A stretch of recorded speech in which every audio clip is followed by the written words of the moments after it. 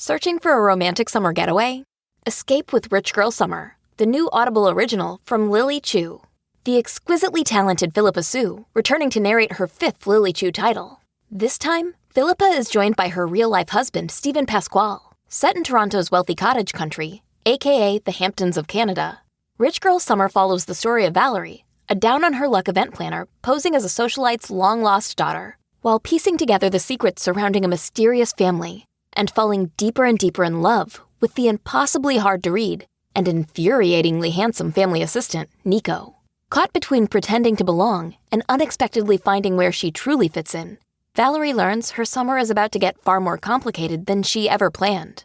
She's in over her head and head over heels. Listen to Rich Girl Summer now on Audible. Go to audible.com/richgirlsummer. You better not have no plans tonight. Movie time and it's feeling right. You're looking for a love that lasts. You'll find it at Romancing the Podcast. Ooh, ooh, baby, you had me at hello. Ooh, I love you. I know. Ooh, ooh, baby, you're the wind beneath my wings. Ooh, ah, I'll have what she's having. Thank you for tuning into Romancing the Pod. You had us at hello. I'm Paige Wesley. And I'm Todd Schlosser. And do you think this is a game, Paige? Because this week, you made us watch Beautician and the Beast. Before we get into it, Oh, wow. I am justified. Okay. So last week when we did Beauty and the Beast, which we're recording this on the day it came out. Yes. Last week when we did Beauty and the Beast, I was like, am I having a Mandela effect where I remembered her teaching the Beast to read and it is nowhere in this film? Did I imagine it? Oh, you saw the Facebook post already. Yes. Yeah. Okay. I was going to point this out too. Yeah. I did not imagine it. It was in the original 1991 version and they cut it out of the Disney Plus version for reasons that I have now researched and are what? Stupid. On my DVD version, I then went and checked. I have the original 1991 version. So if I had just put my DVD in instead of streaming it, I would have seen that scene, but we would have watched different versions. And all I have to say is, Disney, give me back my teaching the Beast to read scene. Yeah. Justice for Belle, everybody. Yeah. Don't reduce the labor that Belle was doing in her relationship. It's a scene. I've seen it, guys. It's as powerful as that one scene in The Miracle Worker. Like, it is Oh my God. doing so much emotional lifting and they just cut it. I mean, it's like when they cut that song out of Muppet Christmas Carol. They cut a whole song out of Muppet Christmas Carol. I fell down a rabbit hole today. I believe you, and I love Muppet Christmas Carol, but I don't know the song they cut out of it because, Paige, they cut out of it. They cut the love song out. Oh, I did know about that. You're right. Because Natalie loves A Christmas Carol wholesale. Yeah, sure. And of course, we love that movie because it's amazing. Anyway, Paige, was this the first time you saw Beautician and the Beast? It was absolutely not. This was a childhood favorite that I clearly did not fully understand as a child and thoroughly enjoyed as an adult. Yeah, okay, same. Does this movie really suggest a sharper impact on my general sexuality than I would have thought before watching it today? Yes. Yeah, Paige, 100% it does. When she feels his shoulder and like accuses him of wearing shoulder pads or whatever, and then touches his shoulders, she damn near floods her basement. I've seen you make that face. Oh. Like touching someone's shoulders. Like that is what would do it for you. Okay, but can I also, so as a grown-up, watching this is a very different experience, which first of all, keep the mustache. What are we talking about? Paige wants to go on a ride. Oh, secondly, there are so many inside jokes for grown-ups in this movie that, like, I had no idea was in it as a kid. Hang on. Do you think this is a kid's movie? I don't think so. It was marketed as a children's film. Like, I watched this as a child. This was something we saw at, like, a sleepover, and we used to rent it at Blockbuster all the time. This was a kid's movie. Wow. Okay. It should not be. It is a grown-up's movie. This movie is scarily prophetic and even points out one of the architects of, like, the people that destroyed the Republic Republican Party. I was like, oh my God, So this funny. is insane. This movie also, have you seen the homoerotic Russian propaganda posters? Yes. Yeah. Okay. He is dressed like that. Like when know. he's got the like flowy shirt and I was like, oh my God. And I was like, kid me had no idea what they No. were referencing with this outfit. Not at all. No. But like there's deep cuts like that where I was like, this is camp. This is deliberate camp. Yes, this it is is them camp. literally parodying Yes. a known subversive art form. Yeah. There's way more to this movie than I even remotely understood as a child.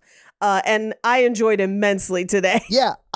This is going to sound insane for a movie that you just said is perhaps a children's movie, but there's a performance in this movie that like truly like blew me away. Like there's one actor specifically I was like, holy shit, they are so good. I'm surprised I never saw them work again after this movie. And that's the chicken. That chicken goes on a whole ass arc when she's like, journey. he doesn't want to die for his country. He looks back at her like she just told him the good news about like Jesus being a chicken and he was deep fried for your sins. Right. And like, then he gets up just to show how wrong she is and marches his ass Into the pot. straight into the pot and then sits down. And then the single tear. Paige, what? I have never felt more for a chicken in my life. Oh. I went on a journey with that chicken and I was so glad he got out because that chicken was clearly brainwashed. I would also like to point something out to you, Todd. Please do. This movie predates Wedding Crashers. And there is a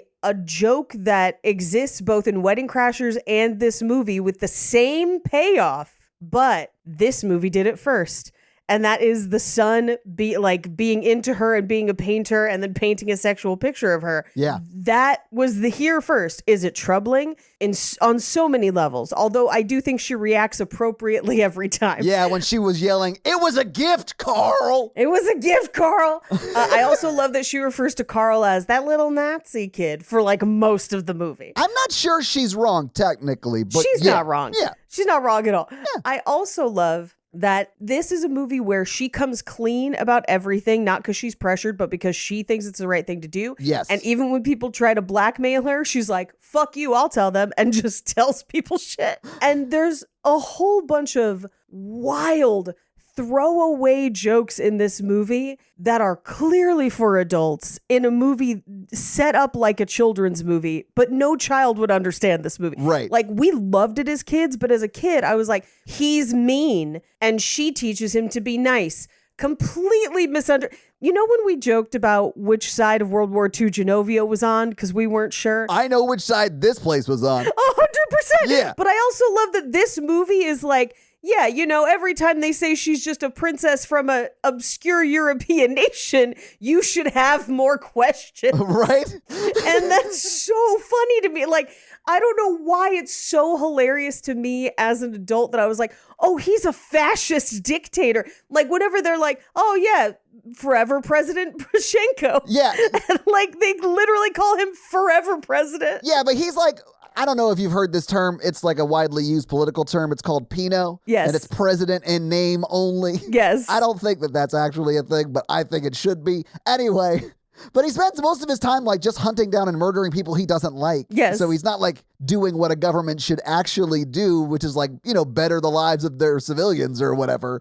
So it's no wonder the country's a shithole and he can't sleep at night. Well, and he doesn't know. It's implied, although slightly rushed through as a plot point, that his prime minister has basically been doing things in his name that he does not know about. Oh, you mean his Stephen Miller page? Yeah. Yeah, oh my God. Yeah. And how much does that guy look like Stephen Miller? Like an absolute cretin. This movie is so prophetic. It should be studied. It's so- I don't know who wrote it. Was it Jesus? It's crazy how spot on it was. It is also, and because remember, this is the late 90s, right? 97. 97, yeah. So this is basically the nanny goes to Europe. I mean, kind of, yeah. It is. And I think that's why it works for me so much because I love every one of her outfits. I love the way that they treat his younger daughter, who is plus size and kind of struggling to find her thing. Man, me too. Like and in the 90s, Paige, in the 90s, Fran Drescher was like, you might be a big girl, but you're still a beautiful girl. Like, very much so. I loved that. Well, she's like, you're a style icon. They like teach her to make cool clothes, and then they're like, big is beautiful, and boys will like you for who you are, a princess with a dowry. And you're like, oh, bleak. But yes, big is beautiful. I thought that was like, because they say big dowry. Yes. I kind of thought that they were like referencing a big body type, you know, like. Oh, yeah. And yes. that's what the prince will be into. It's definitely a double entendre. Yes. Yeah. I just like that they like position that having a big body can also be beautiful, I guess is my point. Loved Which, it. great. If for the 90s, that is like, wow. 97? Get out of town. That never happens. Yeah. Yeah. No, I did not think this would hold up. I was like, I am ready for this to be wildly offensive in many ways that I did not anticipate.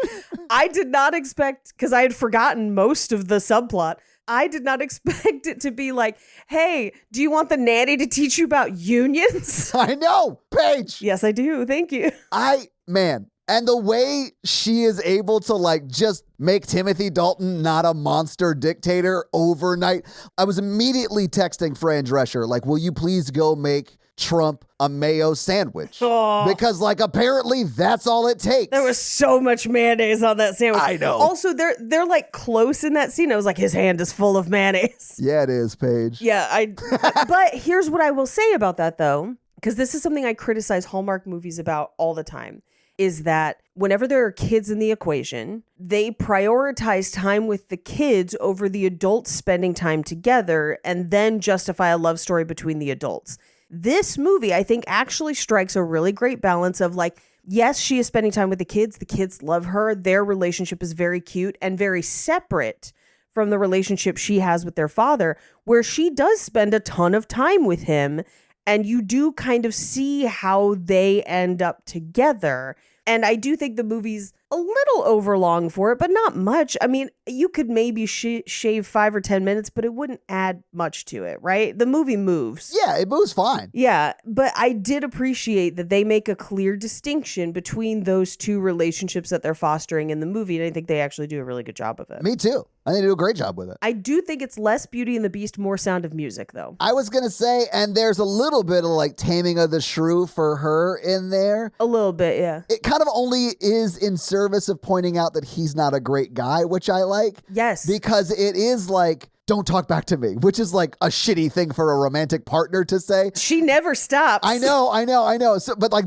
it creates those Taming of the Shrew kind of moments. Right. I don't want her to stop though, because F that. Like no, I love that about the movie, that Yeah. like everything in this world is telling her to shrink herself and she refuses. Yeah, and love that. she would definitely just have been killed, but like I'm glad it played out this way. Absolutely. You know? Yeah, because this man is a bigger version of Massimo with a country. Right. Like, of course, he would have shot her hands. Gross. So how did you feel? I know we've kind of talked about it, but this was your first time, yes? This definitely was my first time seeing the movie. Yeah, I didn't know this existed until 2 weeks ago when you brought up the theme. Yes. But I'm glad I know about it now. Right. Truthfully, it's pretty great. Although it doesn't quite feel like a box office movie, if that makes sense. It kind of feels like it was like a made-for-TV movie. Like a Disney Channel original film? Yeah. Yes. Yeah. But I also like it. Like, it's just like not the best quality. Like, it seems like the budget was X and I wish it had been 5 times that, you know? Sure. I wish this had Princess Diaries budget. Yes.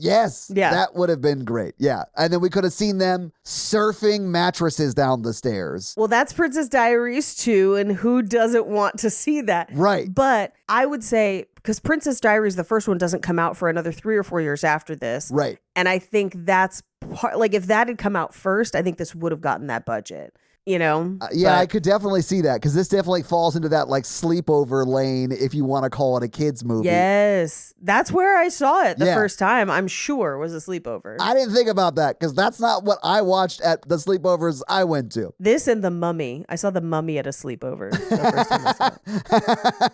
Paige, I'm really starting to understand your like sexual flavor profile. Honestly, me too. This is, hey, Do you take cash for co-pays or Venmo? Should I Apple Pay you according to what my insurance says I owe you? Paige, when she meets the kid she's going to be teaching, and it's like right before then, it's like, oh my God, she's a beautician teacher. She can't teach them anything. I was like, man, unless you haven't seen Are You Smarter Than a Fifth Grader, you know there's no way she's qualified to teach any kids. Like, there's no question at this point. But because I've never seen that show, I was like, I guess it's plausible. I mean... and I do love that she, like, does teach them shit. She does. Well, and she teaches them, like, here's the one thing I respect. First of all, the hilarious jokes in the background of her classroom. Yes. If you just look in the background anytime they go in the classroom, that's its own party of jokes that are not even spoken on screen, but are funny.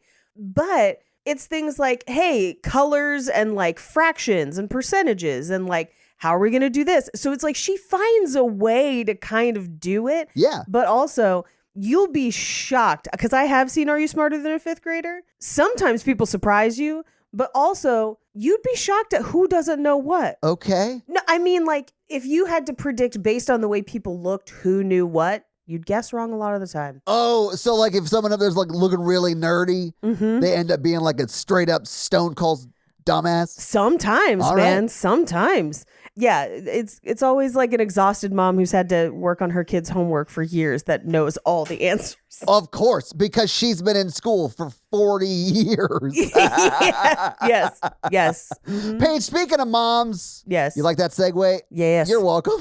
Thank you. Is her mom okay? No, of course not. She is like, she's crazy. I like... Right out of the gate, Fran Drescher says, I just want a guy who wears less jewelry than me. And she's like, slow down. Like, that's like a lot to ask.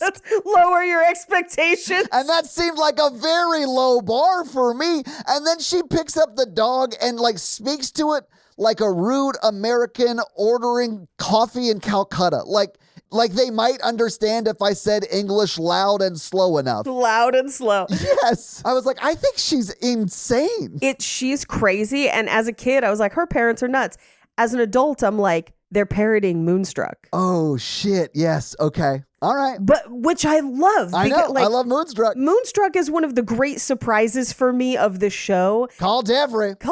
I texted her earlier today. She's great. It has become one of my favorite movies. I genuinely love that movie. Same with my sister who like watched it after we did it and was like, how did we not see this as kids? This is such a great movie. Yeah. But I see so much of, now granted the roles are kind of flipped. Right. As far as the parents go, but very much this idea of like neurotic parents with an older child that still lives with them, who is like beautiful and smart and funny and just hasn't found the right person. And the more I thought about that, I was like, that's every Beauty and the Beast story. Yeah. Every Beauty and the Beast story is about eccentric parents with an older, beautiful daughter who's too smart for her dating pool. I love them, though. They're nuts. And it's your favorite, right, Paige? It's your favorite? It's your favorite. It's my favorite. You love this story. Look, hey, yeah, did I get married in my 30s after being older and too smart for my dating pool for a long time? Yes.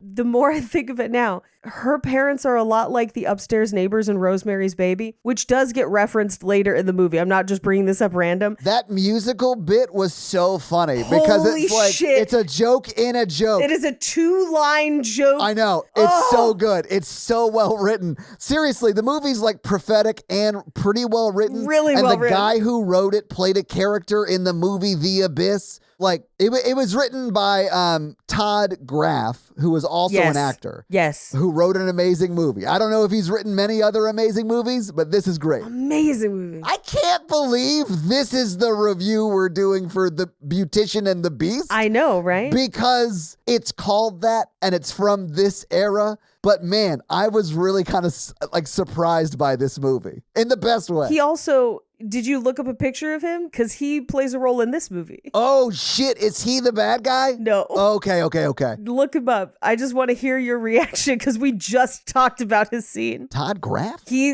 is the junior high boyfriend that wrote Rosemary's Baby the musical. Oh my God, it is that guy. Holy shit. Man, okay. He gave himself the best line. He wrote this joke and was like, you know what? It's so funny. I want to deliver it. I'm taking this spot. I can't give it to anybody else. I gotta have it. And he actually is like a actor. Like he's been in some blockbuster movies. Yeah. So like, of course he can do it. That's so funny. And he's written a number of movies. Like I would say this is probably one of the most famous, but he seems to have written a handful of things throughout the years. Yeah, he was Hippie. Yeah. I've seen The Abyss a million times. Like I know him as Hippie in my mind. When I saw a picture of him, I was like, oh, it was Hippie. Yeah. Not the one they have to shoot for Ocean Madness. No, that's Steve Buscemi. Yeah, it's Kyle Reese, unfortunately. But Paige, maybe we should get through this movie scene by scene. Let's do it. Sorry. Steve Buscemi as a stand-in for Steve Buscemi in The Abyss. So dumb. I'm so sorry, Paige. Deepest, bluest fellow kids. Okay, sorry. We open on a cartoon fairy tale like skit for the beginning of this movie. And it's set up almost like Snow White, where she's got the coffin in the woods. He comes to kiss her to wake her up. And she's like, you didn't even ask me. I don't even know you. Like, I'm not going to marry you. We've never met before. Yeah, we've only kissed and I was asleep for it. I've actually, like, it looks like, I don't know, mid-level professional 70s animation. Yes. If that makes sense. It looks like heavy metal. Yes, that's exactly what I didn't want to make the reference because that's like an old reference, but I know it. But it does. Yeah. That is what it looks like. Yeah. But anyway, so like, and it's like that quality. So I was grateful when it ended, but I thought it was a very funny way to start this because she is actually like having this like nightmare where she's been kissed by this princess she's like forced to marry, but she's woken up at her like third job, which is like a tryout job to try and get a job, which is not uncommon for this kind of work, right? Right. Yeah. Well, and essentially the job that she is there for, she has like showed up a little bit late. It is a character flaw of hers, mine as well. But she is supposed to do hair for the girl running the New York Lotto, basically. Because they used to air, they still air the Lotto, I'm assuming. I don't know. I assume, yeah. I don't know. But so now here's the other thing. She does her up in Long Island's finest, just like hair, Dolly Parton height hair. Oh, it is the remnant. Height. Yes. Like it is high. Yes. It is the way down. It is high. It is the way down workshop level of height. Exactly. And now personally, I think that's perfect for the Lotto. Maybe I'm crazy, but I'm like, this is exactly the vibes I want. Like if you could also dress her like a Las Vegas showgirl, that'd be consistent for me. But they were like, no, we just wanted it simple, less is more. So she does not get the job. Yeah. But we do get credits of her kind of doing her up. So the credits are move fast or not very long. Yeah. And they reveal a bunch of beauty products from the time. If you're a nerd of old beauty products, there's banana powder prominently displayed before Kim Kardashian told people she used it. Anyway. It's only about 30 seconds long, which is great. Yes. Perfect length for credits. Yeah. But she doesn't get it. And she comes home and she's like, they gave the job to some European guy. And her mom is like, that's okay. You could just teach night school and you could just like meet somebody and settle down. She's like, I don't want to settle. And her mom's like, I say this because I love you. Settle. Settle. Yeah. Settle. And then a line that I did not remember from watching this from childhood, but rediscovered and really enjoyed today is she turns to her dad. And her dad says, she's not like you and I. We're dreamers. And she just goes, Dad, you own a stationery store. And he's like, that was my dream.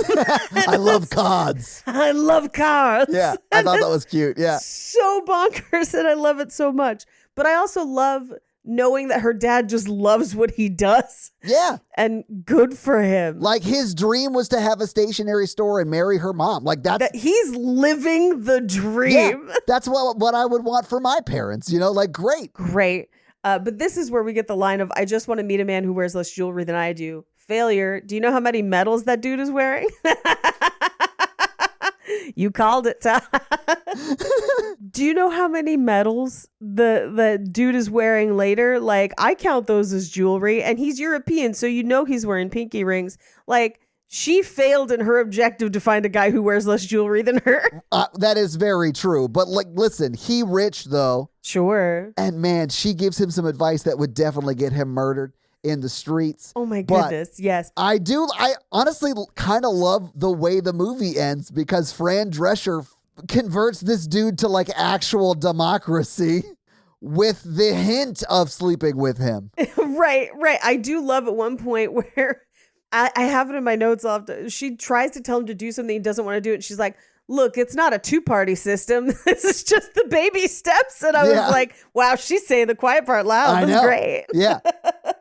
Anyway, but this is where she's like, I guess I'm going to teach night school. But we're introduced to like, she feels stuck. Yeah, this is her ordinary world, right? Like she's just going about her day-to-day, which is very much like hustling and trying to get better work and trying to grow a career, right? Right. Yeah. This is her number one on the story circle. Exactly. That's the ordinary world. That's how I got that. Yeah. Yeah. We meet her at night school teaching beauty, like cosmetology. Yeah. Telling people where to put the mold to balance out the cigarette, which is a great note. But then somebody is smoking in class, accidentally lights a wig on fire. And then through a comedy of errors, they accidentally like soccer kick this flaming head around the classroom to light everything on fire. Yeah. Except for a bunch of animals in cages, which gives very much Pee-wee's Big Adventure vibes, where he runs out of the pet store with all the snakes and they're like, ah! Same beat here. She saves a whole bunch of guinea pigs and a snake and rabbits. Yeah. But she's considered a hero. Paige, can I pause you there for 1 second? Yes. Why were those animals there to begin with, if not for testing? So I think she actually saves these animals twice. So I'm just going to say that. You could. Now, here's why they're there. And it's part of how they confuse her for being a real teacher. She is teaching cosmetology school in a children's science classroom at night. Okay. That's why the animals are there. But that's also why when she like saves all the animals, they're like, you know, teacher, like hero teacher saves animals from science classroom. It just misses the point that she's not the science teacher. Yeah, she's not the science teacher. Yeah. But this is essentially what happens. She ends up in the paper and a European man sees her in the paper, stalks her while she's reading from Tony Robbins. And I do love that he's like, listen to what Big Tooth Man says to you. But he tracks her down and is like, hey, I work for the president of a very small European country. He's looking for a teacher for his children. Will you come with me to Europe? She asks no further questions. And if this was today, she'd be trafficked. This is troubling. But this is the same with Belle being like, no, I'll just live in this haunted castle, right? Like, no big deal. Yeah, I do also think Belle was trafficked, and I'm glad we're bringing it up. Yes. Sure. I do want to point out that largely because of the warning, America not heeding the warning, I should say, that this movie told us to. Sure. That $40,000 is now worth around $80,300 today. But you get to live in a castle. They do all your food and all your stuff. Oh, it is mailbox money, meaning that you could just leave it in your bank while you're doing this job because everything else is handled. Right. Yeah. Yeah. It is a pretty sweet deal. Yes. Especially for her, right? She immediately agrees and basically is like, it's my chance to go have adventure. My life is stagnant here, but maybe things could be different there. And if not, I'll be back. But like, at least I'm going to give this a try. Yeah. So she goes, they fly over, they drive through the country, which is your first inclination that you're like, oh, I think president is maybe not accurate. Yeah, it's definitely not accurate. We quickly find out. But they also said about the country before they get there, it's like Paris 50 years ago. 50 years ago, yes. And her mom's like, there were Nazis in Paris 50 years ago. She's like, ma. But then we will find out that is still very true about this country. I know. That's why it's so funny. Yeah. Although technically that would have been 1947, but I bet it was when the screenplay was written. Probably. Because it would have been 1945 if he wrote it in 95, you know? Yeah, or anywhere from 43 to 45. Yeah. But also, 53 years instead of 50 years. We'll call it 50. Yeah. 50 sounds better. I get it. This is one of the best written movies, in my opinion, in a long time. In a long time, yeah. It's great. It's real fun. But this also made me think where I was like, especially in the 90s, there were a whole bunch of movies like this of like, surprise, you're a princess, or like Prince and Me, where it's like this country that you didn't know about and now you're a thing. And I'm like, all of us should be asking where those countries were 50 to 70 years ago. Right. Well, 70 years ago now. Although when her mom was like, I mean, there were Nazis in Paris 50 years ago. I was like, man, I wish it had been that many years since there were some here. Oh, I know. So like, yeah. But this is also where I was like, this is the Genovia conversation. It is. Yeah. This is much easier to know, though, because it definitely is axis of evil side. Well, because Princess Diaries, we're not talking about where Genovia was in World War II. We're just not talking about it. I guarantee you they were like Switzerland or whatever. Yes. Right? This movie, they're like, of course it is what you thought. Yes. And then in the flight over, we fly to the map, and it's in the middle of Romania, Hungary, and Turkey. I think I have those three, right? I might be wrong. But right next to, in between Romania and Hungary. And I was like, this is right after Ceausescu came to power. Like this movie is not playing around. Right? Yes. And as a child, I didn't know any of that. But as an adult, I'm like, this movie's making a statement. But if Romania is hungry, why doesn't it just eat turkey? Oh, because they didn't have enough mayonnaise. Fran Drescher can help you out with that. She's real good at making a mayonnaise sandwich. Mayonnaise. Anyway, they land and she's like driving around. She's like, wow, this is interesting. But then also, clearly, this is a fascist dictatorship. Yes, 100%. He is basically European Kim Jong-un because his father and grandfather were dictators. Yeah. And he is forever President Pachenko. But at this point, as she's talking, where they're like, hey, what are you going to need for your classroom? She's like, a couple heads. And they're like, I'm sorry, where'd you go to school? She was like, Sassoon, then Barbizon. And they're like, what exactly do you teach? And she's just like, beauticians? Beauticulture. Yeah. And they're like, oh my God. They're like, no, I thought you were a science teacher. She's like, I didn't even pass science, which I was like, then I don't want you mixing chemicals for my hair, probably. Right. But she's like, hey, we're in a no-win situation. You know this and I know this, but he doesn't know this. And what's to lose? And this is where he's like, that big tooth person can't get you out of this trouble. And she's like, but if we tell the president that you failed, you die and I'm stranded here and maybe I die. But if we just don't tell him, who's going to fucking know, right? Yeah. Who's going to know? And they're kids. And then she says a line that I have remembered since I saw this movie as a child, which is, I used to give pedicures to women who wore plastic shoes in summer. What could be harder than that? And it has informed my stance on jellies ever since. Fair enough. It's because they like rub against your feet and they get really dirty. It's real gross. Anyway. I don't blame you. They get to the castle where she meets the prime minister, who is clearly some sort of evil vampire. Yeah, he's a Stephen Miller. Yeah. Yeah, exactly. And he is currently doing a Stephen Miller. Like he is doing some stuff that the president doesn't even know about. Right, yeah. Do I think he's cracking open doves and just sucking out their innards for lunch like Stephen Miller definitely does? Maybe, allegedly. Who knows? It's not on film, but we can assume. Is that how they change the batteries?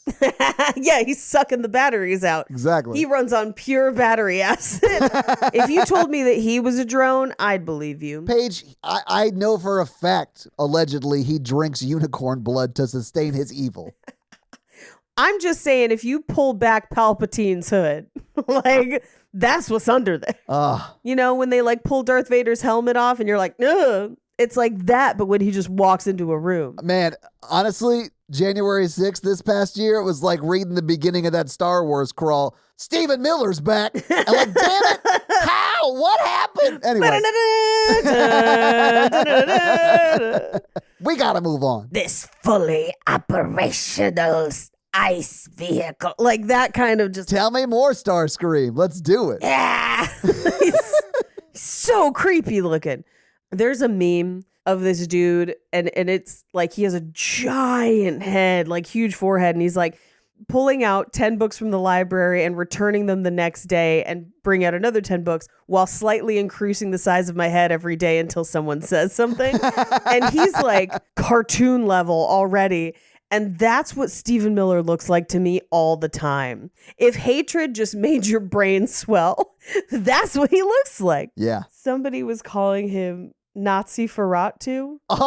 Oh my God, that's perfect. I love it. Yeah, it's one of my favorites because he'd just be like out of the coffin. Anyway, so this guy kind of looks like that.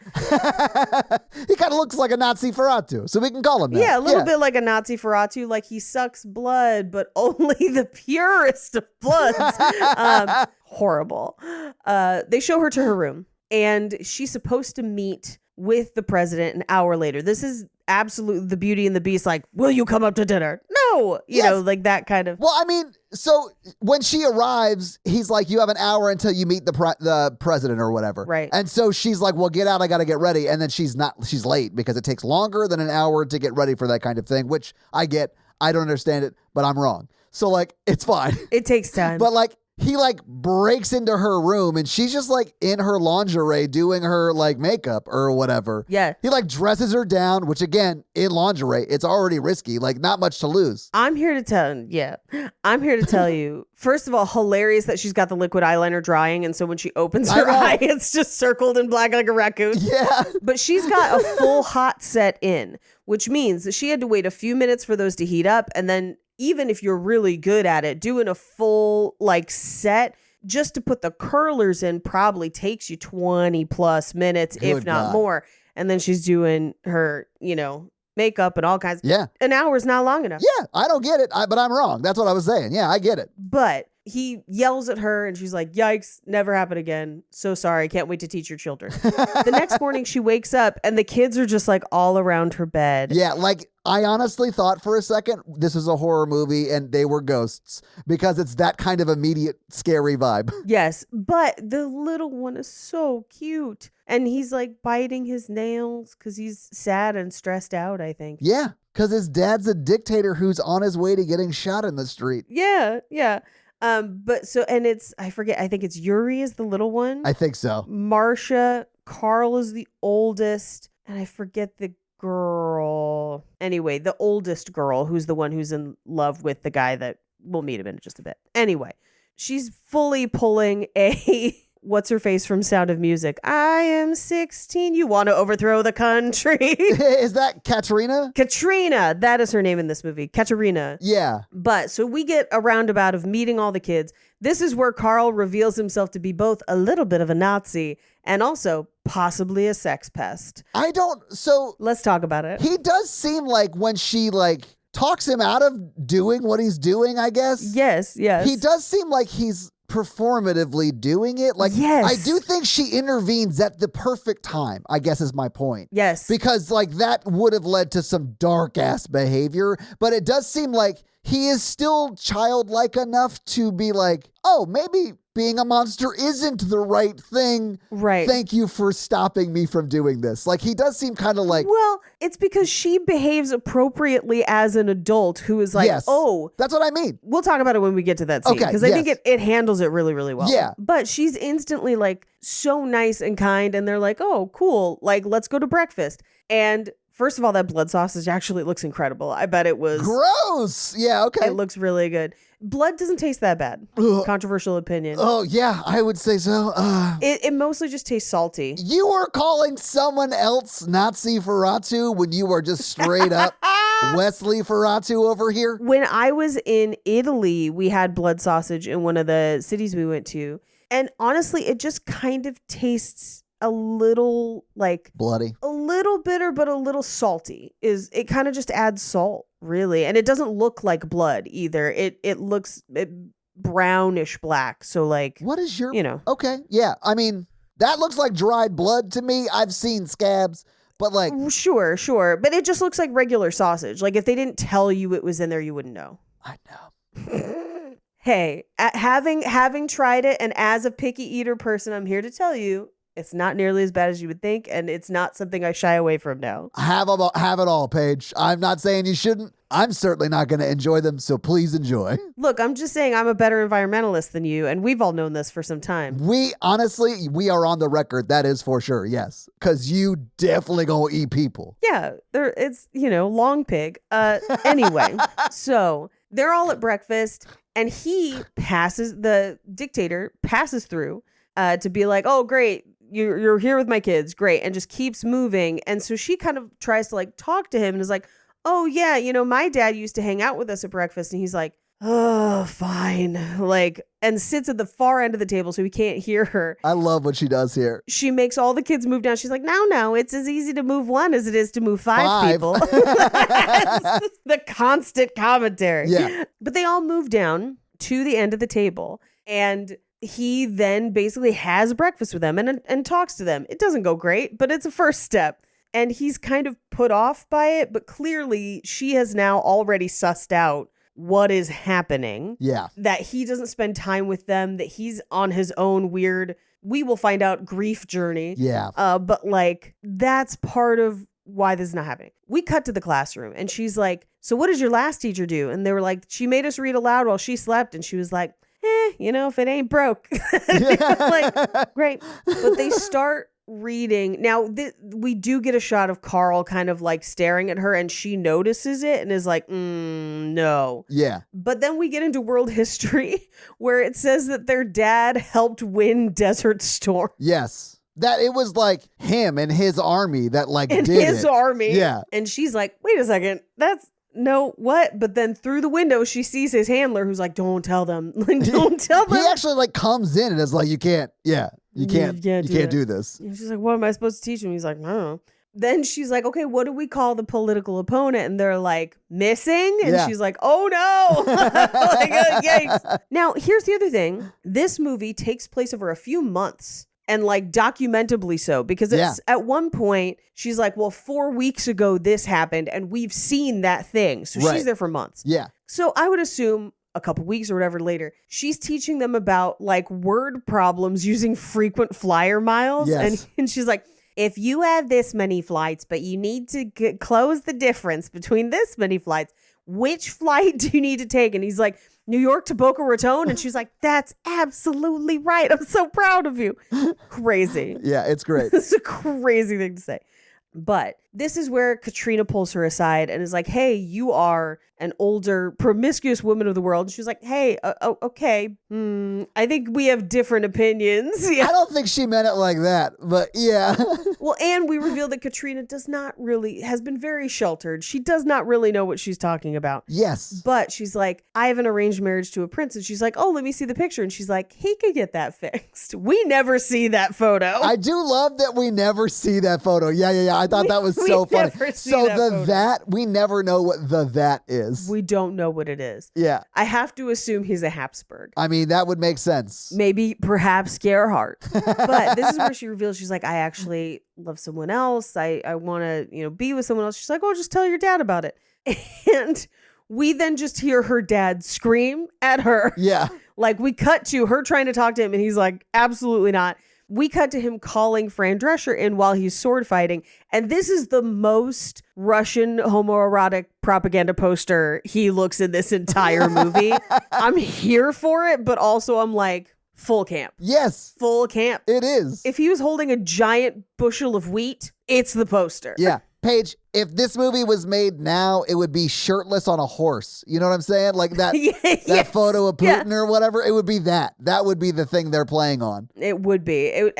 But honestly, God love him for doing the classic posters. It's so funny. Dude, even the what do you call your political opponent? Or what do you call the second party? They actually say like 4 different things and missing is the last one. Missing is the last one. The other ones are like progressively worse, which is what happens in a dictatorship. It goes from like there are political opponents to there are enemies to they're traitors to they're like missing because we killed them. It goes losers, which means they always lose, right? They never win. Right. Losers, enemies, missing. Yeah. Is what it is. Yeah. If you love a good rom-com marathon like the ones reviewed on Romancing the Pod, you know how easy it is to snack your way through a movie night. Ritual's Synbiotic Plus can fit right into that lifestyle. It's a 3-in-1 blend of pre, pro, and postbiotics, designed with a delayed release capsule to help reach the colon, where probiotics can thrive. The capsule is vegan-friendly, made without GMOs or artificial colors, and even has a pop of mint scent. Plus, it's HSA and FSA eligible for easy checkout. So, get your gut going. Support a balanced gut microbiome with Ritual's Synbiotic Plus. Get 25% off your first month at ritual.com/guthealth. That's ritual.com/guthealth for 25% off your first month. These statements have not been evaluated by the Food and Drug Administration. This product is not intended to diagnose, treat, cure, or prevent any disease.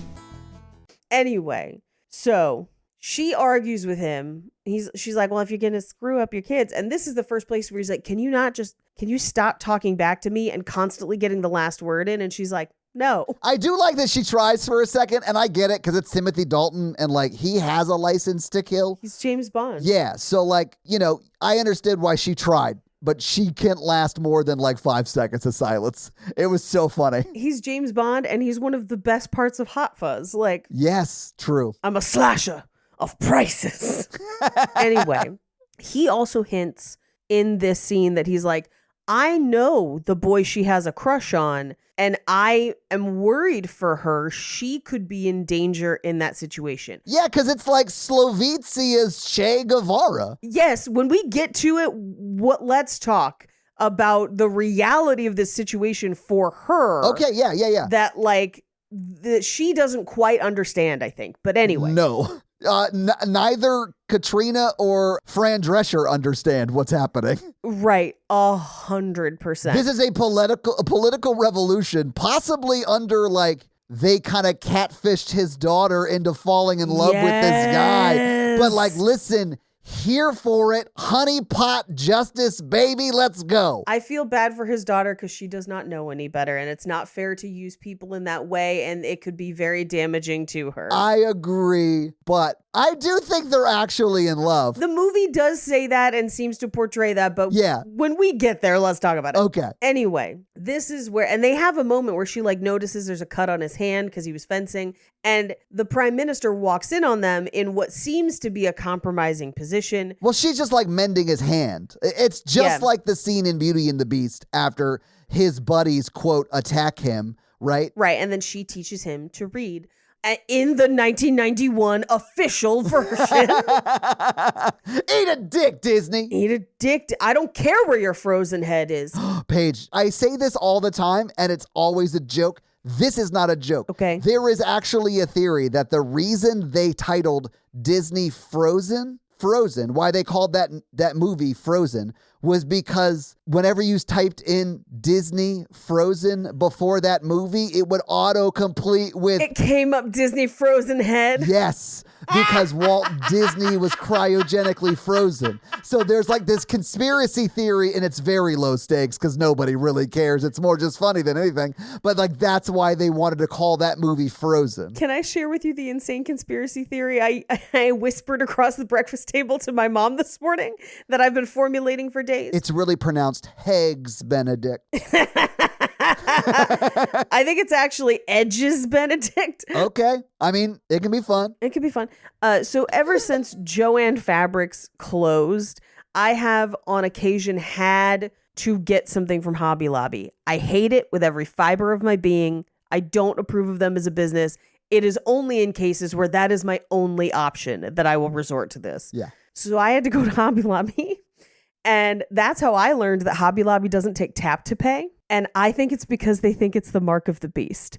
This is my theory. You cannot prove me wrong, but I'm sticking to it. Paige, Hobby Lobby is definitely the kind of company that would think that kind of crazy shit. Right? Yes, for sure. Right? For sure, yes. That's what I'm saying. Yes, allegedly. But yes, for sure, allegedly, yes. Spread the rumor. They don't take tap to pay because it's the mark of the beast. To pay the number of the beast. Somebody call Bruce Dickinson. What happened? How did we get here? Okay. Because of the Walt Disney's frozen head keeping us from the truth that Belle taught the beast to read. Damn you, Walt. We gotta move on. It'll be revealed. John F. Kennedy Jr. is going to show up and tell us all about how the beast learned to read. Well, he's going to fly on his repaired plane. Right. And be like, it's me, the ghost or zombie of John F. Kennedy Jr. Do we get to pick? Ooh, do we get to pick? Can I say zombie? I want it to be zombie. I'd like it to be zombie, but a professional looking zombie where you wouldn't know, but then he's brains in the middle of a speech. I just really want it to be landing and zombie, JFK Jr. being like, planes.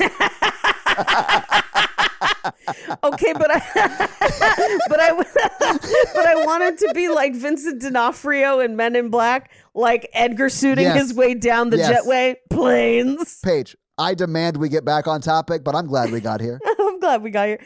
So she goes back to her room after winning, I would argue, this argument with him. Yes. Only to find that Carl, the oldest son, is being a sex pest in her room, being like, hey, so and she's like, what happened to the little Nazi kid from the other day? We're not doing this. I do love, okay, but he is like, the way he's like trying to like talk her into this is also insinuating that she was hired to do this. And it was like gross, but also kind of funny to me because this ends with her like flipping him and him like ending up on his back on the ground and her being like, oh my God, it worked. Which, like, it worked. That is such a funny way of like telling the audience that she went to some like self-defense seminar and learned this one move, and she is also surprised she did it right. And I thought that was such like clever and funny writing. I loved it. So funny. My favorite is there is no debate in this scene. She immediately is like, first of all, no. Right. Second of all, this is inappropriate. You don't want this. And let's actually talk through why you felt like this was an appropriate interaction to have and break that down so that you don't do this again. Yeah. And he is like honest. And I think he is like, I just feel like everyone expects me to be like my dad, who's like this heartless like leader who takes everything he wants because he can have it or whatever. Right. And he doesn't really want to be that. Like, I feel like we were so close to creating a monster and she just like jumped in and like Diffused it. almost, she didn't take a bullet because nothing bad really happened. Right. But like she like jumped in front of that bullet for us. Yes. But this is where she's like, you leave. I'm going to go out on the town and see the sights. He's like, you'll be back in 20 minutes. Because there's not much in town. It's like Paris 70 years ago. It's like Paris, 70 years ago. A bunch of Nazis. Yeah. She gets out of the car in a dress that I love and will have to make one for myself. Paige, Natalie said the exact same thing about this dress and the dress she wears at the end. Love it. And they're both like very mid-century chic. Yes. Which I thought was so cool. I agree. I love them both. Yeah. I love them both. I also love every tailored trouser pant she wears in this film. And I am not built for pants in that shape. They just don't fit me well. But I feel like I could figure out pants that do fit me well to recreate some of these outfits because I love it. Yeah. But who should climb out of the trunk of the car because she is stowed away but Katrina, and leads her into an old building that is an undercover disco. And as Fran Drescher goes to the bathroom to look for a phone or whatever, she then ends up in this basically rebel meeting. Yeah. Let's talk about the reality of her situation that she as a 16-year-old does not understand. And this, how old is he? How old is he? Man, I was hoping he was like 20 at 18, oldest. maybe. Yeah, I do think too old, which is not uncommon in this story that we're going to be playing out 4 times this month. Right. So, yeah. Yeah. Okay. Even if they do love each other, and I do think she has very real feelings for him and believes in his cause and good for her, fine. It's possible that he has feelings for her. I frankly hope so.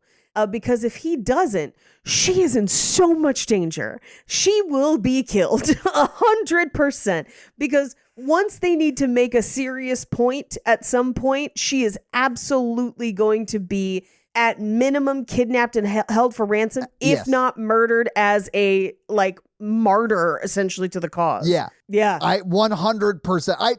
I would be shocked if they murdered her because the optics of that would be terrible. Sure. To the outside world that you will then need to if you are successful, work with, you know? Right, So right. But I do think bad things would happen to her. You know what I'm saying? So Yes. I do Yes. think she has put herself, and I think it's largely because she's manipulated by love and maybe perhaps true love. Nobody knows. Right. But she is an immense amount of danger. Right. But don't worry, Fran's on the phone. It's cool. She's calling somebody. She's calling somebody, but who should show up? The castle guard and the prime minister, and they do arrest her boyfriend. Yeah. I think they call him Alec or Alexander. Alex, I would imagine. Yeah. But if your daughter led you to the key revolutionary guy who was trying to overthrow your government and you were able to successfully arrest him because of that, you would be telling the story about your hero's 16-year-old daughter who was saved the country. You would do some monster stuff with that immediately. Here's what I'm going to say. If them tracking his 16-year-old daughter leads them to arrest the main guy. They better not let that girl out of that castle because she gonna get kidnapped the second she steps out of it to try and trade for the guy. Yeah. 100%. Like 100%. She's in so much danger. But Paige, I wish that it happened because then we could have gotten like that Bridge of Spies moment where they like walk across the bridge. And then they just kiss. Aww. Scene. That's the movie. I read a vampire werewolf book like that. I can't wait to read it. Let's move on. You never will. But they transfer. It's like humans, vampires, werewolves, and they send proxies. It's like a whole thing. Anyway. So he sends, as he's yelling at Fran Drescher about it, he sends his daughter to bed and he's like, and she's like, well, she's going to want to start dating guys to spite you. And he's like, you don't have any idea how much danger she's in. I was like, yeah, you clearly don't comprehend that she's in even more danger now than she was previous. She's in danger. The movie never goes that far. No, I mean, and even Fran Drescher like doesn't, I think, get it because in her mind, she's working at the Republican president's office most of the time, or his house, I guess, technically. And then she just walked to like a campaign headquarters for like the Democratic, like running mate, or not running mate, but like also like person who's running for the same office, I guess. But that's not what this is. This is a dictatorship. Right. They're going to kill him. Yes. And probably need to. Yes. For justice. Well, not only this is terrible. Because here's the thing. You don't want to kill him because it depends on how bad he has been as a dictator. Right. Honestly, if he has been somewhat peaceful, it's just like been a hard time or whatever. Sorry. I meant Alexander. You don't want to kill Alexander. But yes. As a dictator, you might need to Mussolini this dude. Yeah. And so, but also it might just be if he had, I don't know, taken over recently and like hasn't been doing anything really and then decided like, we're going to do elections in the spring. That guy can survive, right? Because he just took over or whatever. At the end of the movie, that's the implication. Yes, right. But it is implied that his family has ruled for many years. Right. So at that point, if he did truly give them free elections, I think that they would maybe let him live and stay on as like a monarch or something like that. I think they would. I don't know. I mean, every culture would be different, I'm sure. But I could definitely see him like running and winning and then serving a term and then stepping aside or whatever. Or not even being eligible, just being like, guys, I'll be here and work as like an advisory sort of like chairman of the board type situation, but y'all got it, all right? I'm just going to be rich as shit if y'all are cool with that. And then like, you can run the country because I'm already rich as shit. I don't need to. I would imagine a fair amount of that wealth is the country's wealth as well. But he's also, we do see him through the movie putting like unions and other things in place that would enrich the country. So like, well, she does that. He prevents it from being ruined by the prime minister. Right. We'll give him credit for that. Yes. Yeah. I think he would have been anti-union before Fran Drescher made him the mayo sandwich, which like, I get it though, Paige. I get it. Because like, if someone makes you a mayo sandwich and they're like serious about it, you're like, we got to get a union guy in here to make a sandwich because this lady does not know what she's doing. And like, it's insane. There are rules. Yes. There are safety requirements for the mayonnaise. The body can only process so much mayonnaise. Father, I'm dying. Mayo starred mustard mayonnaise. Fucking love Mr. Show. The body can only process so much mayonnaise. That's so stupid. I love it so much. I know, Paige. I know. I know how to make you laugh. I do it professionally. Anyway, the prime minister is basically like, hey, you got to get this bitch out. She's sneaking your daughter out. And he's like, I need you to get the fuck out of my office. And he's like, okay, Fran Drescher, you think I should spend more time with my kids? Find it in my schedule. And she's like, okay. Can I say this, Paige? When he comes to her side of the desk and pulls the desk over, you see Fran Drescher like, hang on a second. Hang on. Hello. Is Timmy D's a hot piece of man dictator? And he is. And I think this is the moment where she wasn't like, I would definitely sleep with this guy, but she was thinking about it. Yeah. She was like, I think, yeah, maybe. I mean, if he could move that whole desk, yeah. Right? No, for sure. But I do love that she's like, nuclear disarmament meeting. You gotta go to that. NATO. Yeah. But she's like, my dad always made time for us. And he's like, oh, what does he do? And she's like, he owns a stationery store. It was his dream. It was. He loves cars. He does. He loves those damn things. Paige, it's the messages he loves. Yes. He's got a real passion for it. Yes. And rhyme scheme. You can have too much anaise, but I can never have too much of you.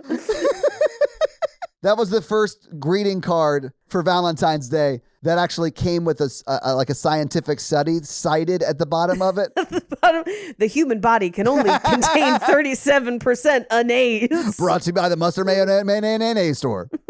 Mustard mayonnaise. Wait, mayo starred mustard mayonnaise. Anyway, she's giving them literally a slide presentation. It's like Thurgood Marshall, Mother Teresa, and the Newt Gingrich, whose name she does not know. I know. And she's like, and then his boyfriend. And I was just like, oh, this is wonderful. Yeah. This is so great. Yeah. This is great. But if you look in the background of the classroom, you see their science experiments, their science fair projects, where I guess they just had a science fair of the siblings, which is pretty funny.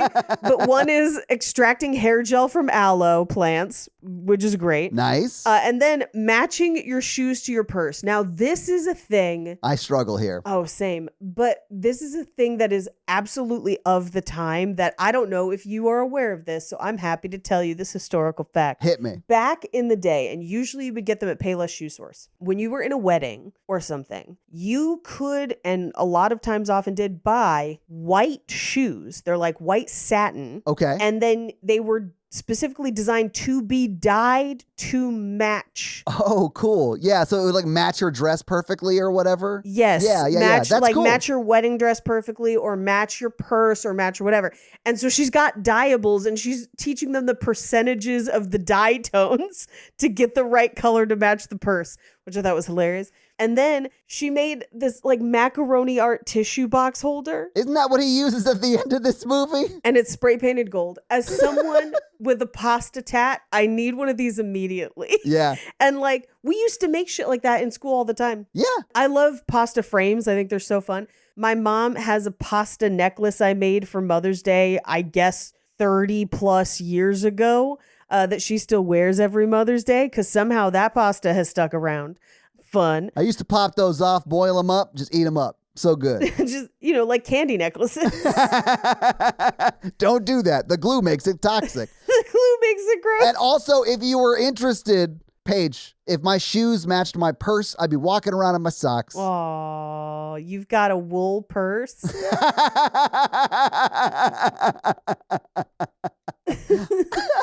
I'm not that old. Oh, anyway, who should show up but the dictator? Right. Forever President Pachenko.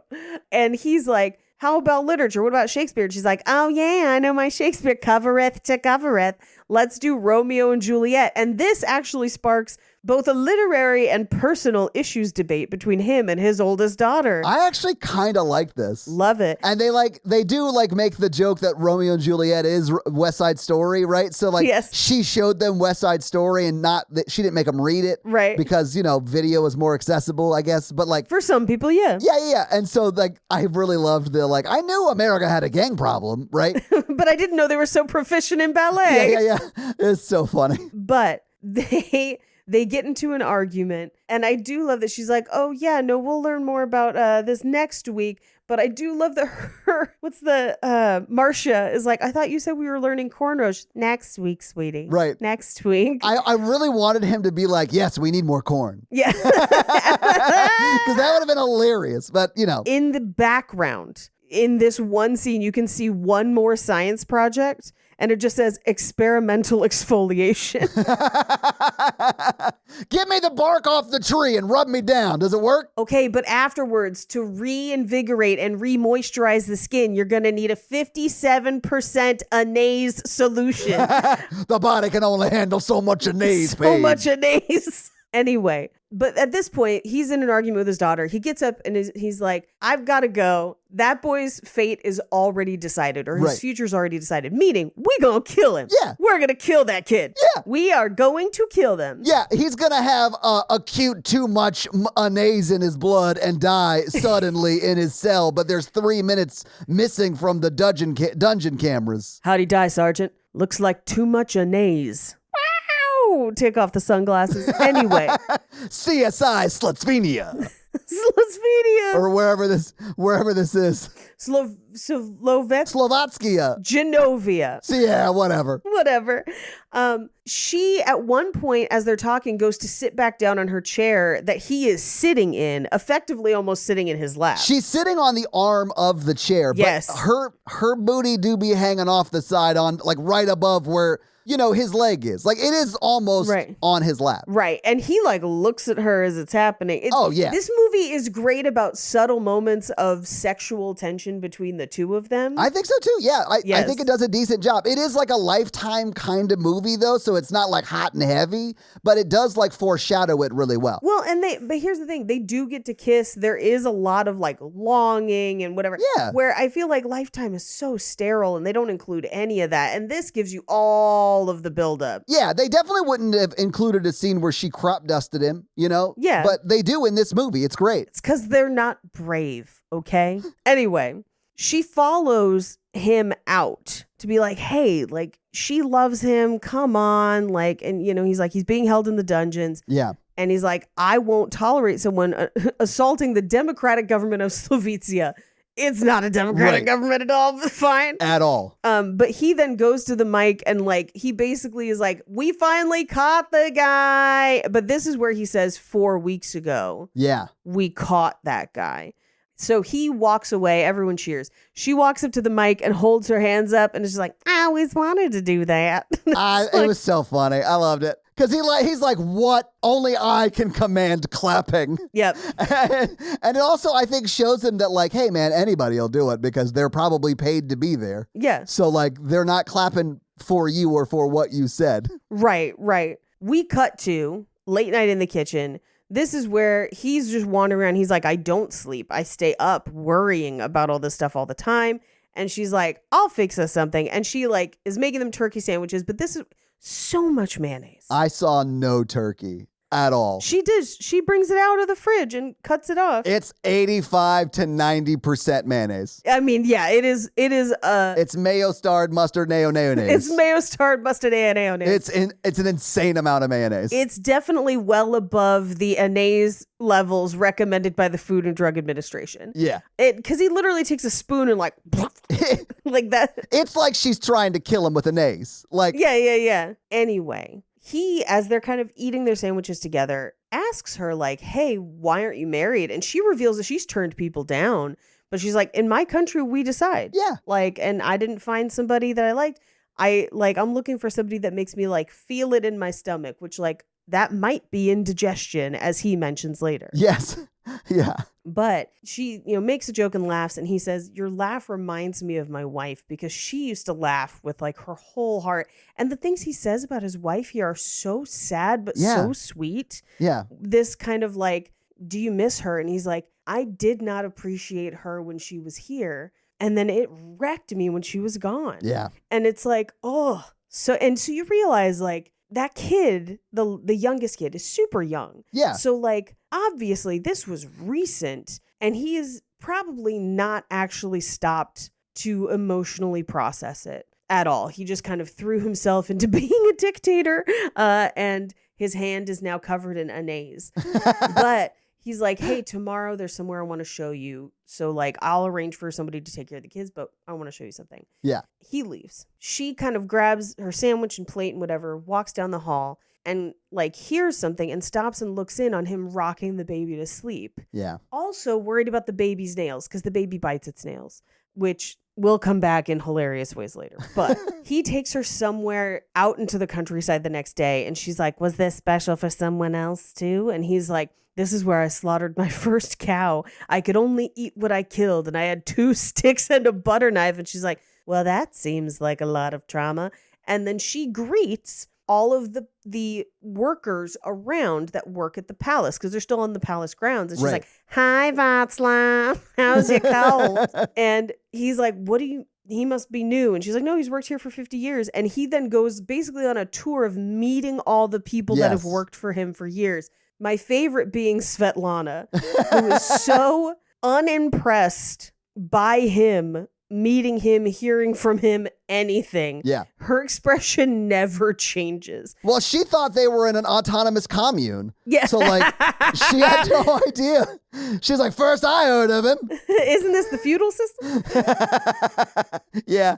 Yeah, except we work more. But he goes around meeting people and then walks her through the forest. They get lost, but then he's like, no, I'm taking you there to that factory. She's like, what do they make? And he's like, I don't know. She's like, just ask for directions. He's like, no. And this is where she says, asking for directions isn't implementing a two-party system. It's just a start. Yeah. But they walk down to the factory, which is, again, a hilarious pastiche of homoerotic Russian propaganda poster the sparks flying, the guys with the hammers, like the whole thing. The boar's head logo. Yeah, it's all there. The boar's head logo.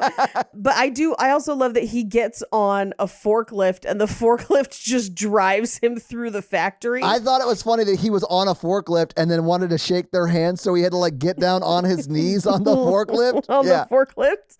But she asks a worker, she's like, this must be a pretty exciting day for you. And he's like, well, no, now we're going to have to work late. And she's like, well, you get overtime. And he's like, what's overtime? She's like, who's your union rep? He's like, what's a union? Let me introduce you to some Mencken material, my friend, called Newsies. Called Newsies. And he's like waving and shaking hands, and he turns and sees that she's gathered the workers around her and is like union organizing. Yeah, like you should go on a strike. Yes. A general strike. Yes. You know, it takes like 3.5% of the population to like make change in a general strike. Yeah. Oh. And she's talking to more than that. But we cut back to the castle. And his daughter, Katrina, is like, I need your help to go see my boyfriend. The jailer's escaped. Can you please, or asleep, can you take me down there? And so she's like, no, I'm not. And she's like, you've never loved before. She's like, I'm not afraid to love. I haven't felt the feeling in my stomach. But she takes her down there. Yeah. Meanwhile, upstairs, the prime minister is like, hey, a strike, she's trying to overthrow your authority. This is not great. And he's like, well, I'll go talk to her about it. Right. He stomps out to the lawn where they are playing Twister.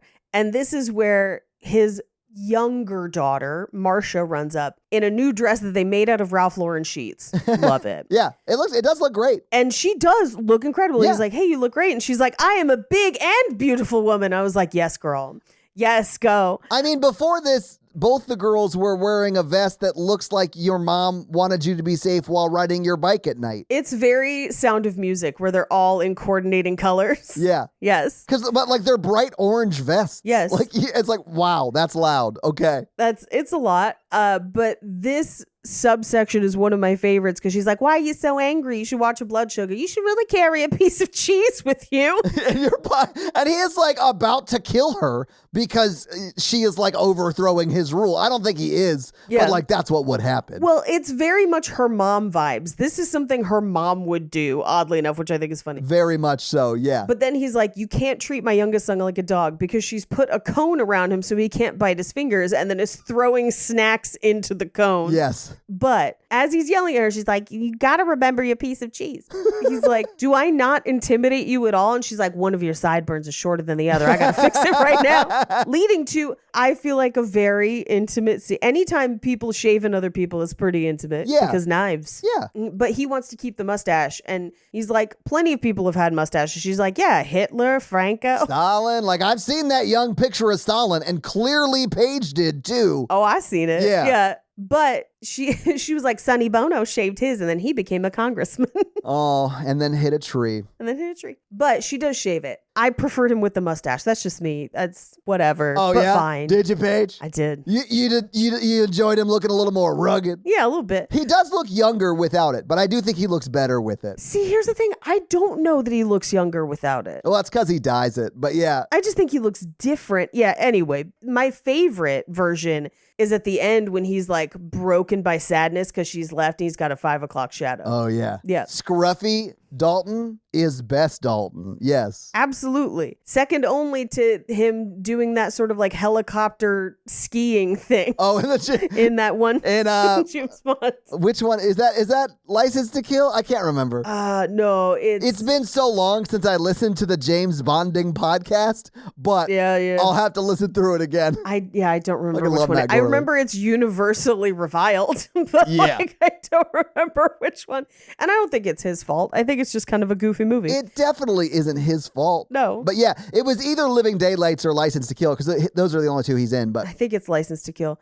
Anyway, she also talks him into having a party instead of a summit. And she's like, I could organize it. Now, the party she throws, they make it seem very nice and classy, but there are some things that you see about it that you're like, this is a bonkers party. Yeah. This is crazy. But he's like, great, you can do this. Because she's like, you're smart and charming and sexy. He's like, you can do this because you're smart and charming and sexy. I was like, hello. all right, yeah. But this is where she gets a bunch of mini egg rolls, which honestly, if I went to a party and they were just like, this is a 4-foot-long table of just mini egg rolls, I'm so happy. I'm so happy. It's a good night. Thanks, dignitaries. That's a good night. Yeah. But yeah, he also now is like walking through the kitchen and he's like, I meet people now. Yeah. I'm talking to everybody. I love that they're just like staring at him like, okay. What? Can we do something for you? They're painting over his mustache and his royal paintings. I thought that was very funny. Yeah. Hilarious. She's teaching the kitchen to make deviled eggs. That look just like Lucille Ball. Just like Lucille Ball. She's like, with a little carrot curlicue. But this is also where he's getting measured for his new suit instead of wearing a military uniform all the time. Yeah, Paige, tell him. And she's like, shoulder pads are out of fat. Oh, that's all you. Yeah. Yeah. Like, all right. It's very sexual though. Like it. Oh, yeah. It has almost as much sexual like weight as if she had grabbed his package and said exactly the same thing. Wow. Like that's how she delivers it. She's like, you could tell she's into it, you know? Is that a naze in your pocket or are you just happy to see me? Anyway, she's trying to teach him how to make chicken cutlets, but it's a live chicken and she can't bring herself to kill it. And as we've already mentioned, when she's like, you won't die for your country, it's selfish, and it climbs into the pot and has one solitary tear. I honestly... And now it's her pet. The best performance of the movie, but largely just because it was so unsuspected. Yes. That you would have a chicken that is smart enough that it could have grown up to fight Peter Griffin. Like it could have survived that long. It's that smart. Like it's an amazing like joke and moment in the film. It's nuts and I loved it. It's so funny. Well, my favorite is, it becomes her pet. We cut to the next day. Her parents call her and they're like, they fired that lotto guy so you could come back from Europe and the castle you live in to do hair for the lotto. And I love that she does not even consider it for a second. She's like, absolutely not. What are you doing? Right? But the chicken is in her lap eating Entenmann's donuts out of a box. I know. Which also, where'd she get Entenmann's in Slovakia? I don't know, Paige, but like fully been there. Like I was like, this is real. This is something. Sometimes I used to share Fruit Loops with my cat Dennis, and like, this is what it felt like, I think. Anyway. So we then cut to the prime minister is at the dictator guy's desk and he's like, there's potpourri. What are we doing? Like, our people are starving. And I do love that the prime minister's like, our people are starving and we're destitute. But part of the reason we will find out is because he's making bad policy behind Timothy Dalton's back. Yes, I think that's the way they set it up. And I do think like if you have a scapegoat like that is that believable. Yes. That maybe you can live after you turn the country back over to the people. Be like, I didn't know this was happening. Right. Sorry. I was like trying to dick down this lady from Long Island who is maybe our new queen for a little bit until you guys take the reins. Yes. But like, let's kill this guy, Stephen Miller guy. Let's kill Nazi Ferratu. And then the blood debt will be paid. Don't put him in a coffin. He likes that. Yeah, since his wife left him. Anyway, the president walks in and is like, oh no, Fran Drescher says that happy workers work harder, so give them the union, give them what they want, and they'll be happier and they'll work harder. And we will find out later that they see a 30% increase in productivity later. Yeah. That's good for them. Yeah, because they're like doing better. But he also says talk to the hand. Yeah, I did love that this movie had like an actual talk to the hand unironically. And I was like, oh damn, this is a moment in time. It was a moment in time. This is when that was happening. Okay. Then we get a weird massage switch up. Let's talk about it. Okay. Because his assistant's like, hey, Fran Drescher, you seem stressed. She's like, I am stressed. I have to find troll dolls to go with every country that's coming to our party. That's a real thing that happens in this movie. I know. It's amazing. And they do a close-up of it, and it looks bonkers. But she's like, I'm so stressed. I'm planning the party. I had to get so many egg rolls. And he's like, I'm going to book you in with the president's masseuse. Don't worry about it. I won't tell him about it. It'll be fine. Right. But of course, the president also very stressed out. So as Fran Drescher's like undressing to get ready for the massage, he walks in, hops onto the table without realizing that the masseuse is not in there. And then she pretends to be that masseuse. Right. Mainly so she can get up in them buns. Oh, you know, he was like, I hold a lot of tension in my upper thighs. You want me to turn over?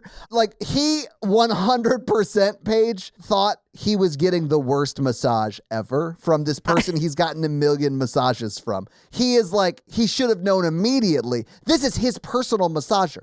She works so often that he doesn't set an appointment. Like, she's always there. Well, it's a he. Oh, sorry. We met him. Sure, that's right. Yeah. That's right. So, like, they're always there to do massages ad hoc for him whenever he needs. Right, right. He would know that dude's hands really well, is all I'm saying. So I often ask for male masseuses when I get massages. I don't think that's uncommon. It's super uncommon. Is it? And in fact, every time I do it, the people booking it are like, oh, great, because so many people like don't, but they're amazing massages. I was like, I know they're amazing. Yeah. I ask for them because they have bigger hands, typically. Yeah, I've had massages from both men and women, and I do not care. Like, it's not a sexual thing at all. It's not a sexual thing at all. I kind of care because I've been injured by masseuses a handful of times from, if you don't know how to handle people who got a little thickness, you can bruise us up really easily if you just lobster claw our back fat with pointy fingers. And typically I tend to find that sometimes men have bigger hands, and that doesn't happen to me, but I've been burned before. I'll take whoever's available, obviously. Of course. Yeah, lobster claw me up, baby. Let's go. Get your clackers on these backers. Let's go. I have been badly bruised multiple times because some very small lady was just like squeezing me, and I'm like, what are we doing? That's clearly not a muscle. Anyway, he would know is all I'm saying. You would instantly tell. Yes, he would know. I imagine Fran Drescher has very dainty hands. I did sort of wonder if they were implying that she has man hands. I mean, that's just a bonus then, I guess, because double masseuse. Yeah. Spoiler alert, it still looks huge. Sorry. I don't know if he's hung, but like that, yeah. Either way, he does during this massage admit that he has feelings for her.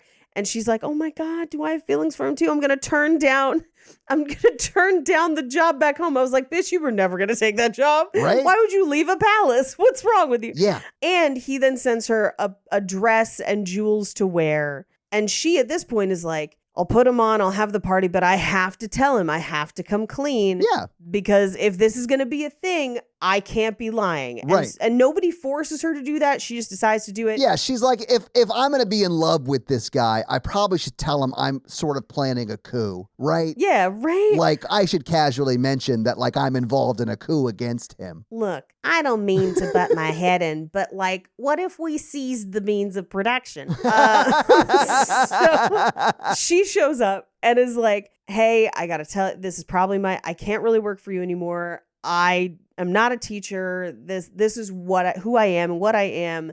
I understand if you're upset. You have every right to be.